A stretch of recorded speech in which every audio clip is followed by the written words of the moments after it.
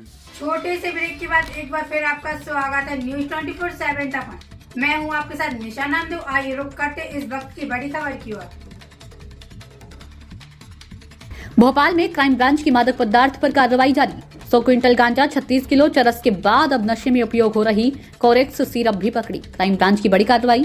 120 पेटी से ज्यादा कोरेक्स सिरप सहित आरोपी गिरफ्तार। आरोपी को क्राइम ब्रांच ने थाना शाहजहांबाद से दबोचा।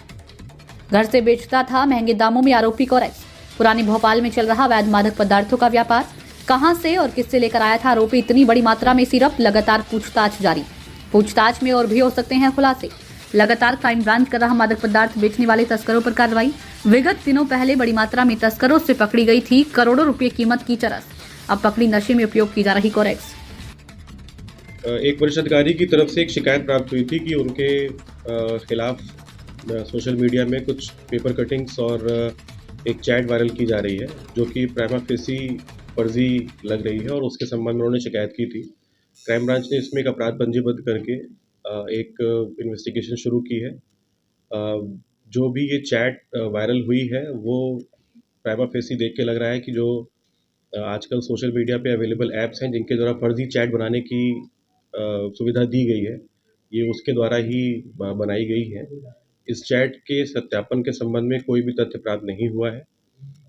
जो अधिकारी हैं उन्होंने और जिसके संबंध में जिन महिला का नाम आया है, उन्होंने भी अपनी तहरीर थाने में दी हुई है। उसके ऊपर क्राइम ब्रांच लगातार काम कर रही है और जो भी इसमें इन्फॉर्मेशन मिलती है सोशल मीडिया के थ्रू या फिर किसी और सोर्स के थ्रू, उसके द्वारा उस पर कार्रवाई की जाएगी। करता है। इसके अलावा उसका मेडिकल स्टोर का काम भी है और ये जो उसने सप्लाई की हुई है, इसकी भी हम उसके जो उसका इनवॉइस है, जो उसके रजिस्टर्स हैं, जो उसके मेल है, उसकी खंगाल के जांच पड़ताल कर रहे हैं, तो उसको देखेंगे। सर मैन्युफैक्चरिंग कहाँ से हुई है सर? ये कब सिरप की कहाँ से ये आया है, ये पता चल पाया है?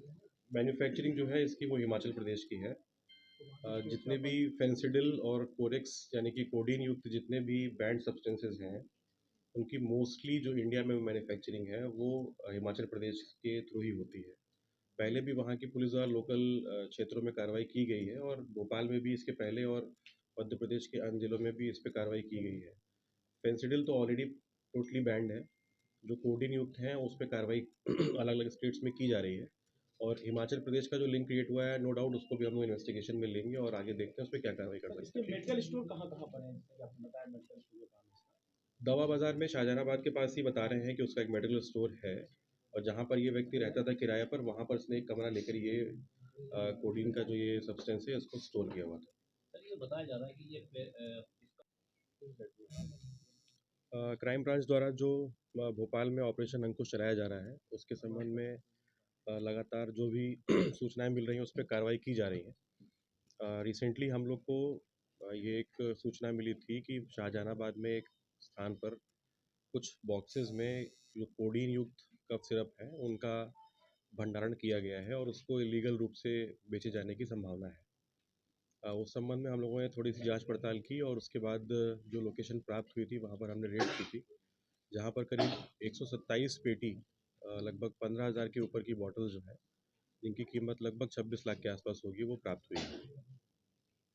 इस संबंध में एक आरोपी को गिरफ्तार किया गया है, जो कि जिसके भंडारण में ये कोडीन युक्त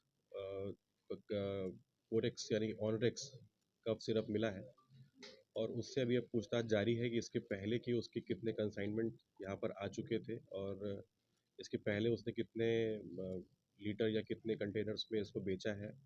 उस सभी चीज़ों की जानकारी उसके लैपटॉप या उसकी ईमेल और बाकी चीज़ों के माध्यम से प्राप्त की जा रही है। मैयर सर का कनेक्शन है, मैयर और भोपाल दो जगह कार्रवाई हुई है सर, तो ये क्या इनका ग्रोथ था कि अलग अलग चीज़ों में काम करते हैं और बिजली भी।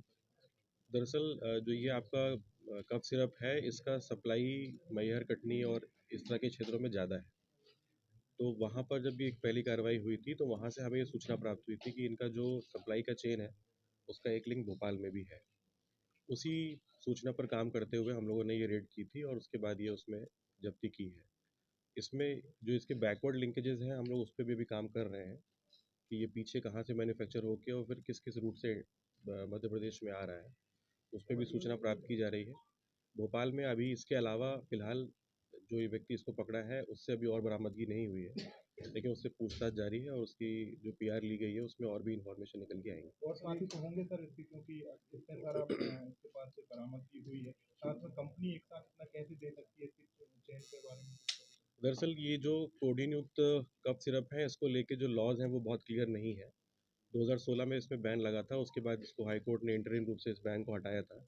तो कुछ कुछ स्टेट्स में इस पे बैन है, कुछ कुछ स्टेट्स में बैन नहीं है। मध्य प्रदेश में इसके ऊपर बैन लगाया गया है, जिसके ऊपर हाई कोर्ट में केस चल रहा है और तमाम तरह के और भी लिटिगेशंस इस मामले में चल रहे हैं। कोडीन वाले जो कफ सिरप हैं उनको इसलिए बैन किया गया था क्योंकि वो गट में जाके मॉर्फिन का रूप ले लेते हैं और फिर वो ऑलमोस्ट एक मॉर्फिन की तरह ही काम करते हैं, जो कि एक कंट्रोल सब्सटेंस है।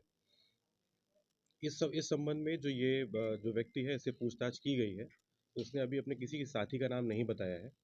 दरअसल उसका मेडिकल स्टोर का काम है, तो वो दवाइयाँ खरीदने बेचने का काम करता रहता है और दवाइयों को खरीदने बेचने के लिए जो इनके ट्रांसपोर्ट की सिस्टम है वो और बाकी जो भी लॉजिस्टिक्स की सिस्टम है उनका वो प्रयोग करता था।